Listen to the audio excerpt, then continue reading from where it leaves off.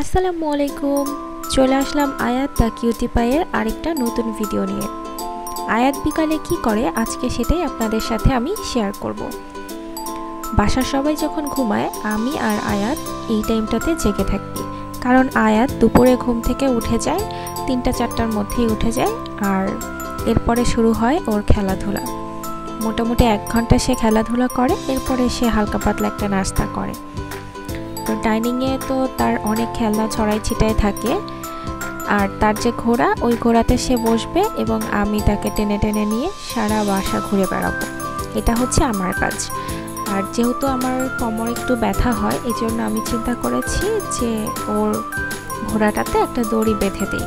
তো যেই ভাবা সেই কাজ, আমি ওর ঘোড়াটাতে একটা দড়ি বেঁধে দিয়েছি, আর এই দড়ি ধরে ধরে আমি সারাটা বাসা ওকে ঘোড়াই করে টেনে টেনে নিয়ে যাই।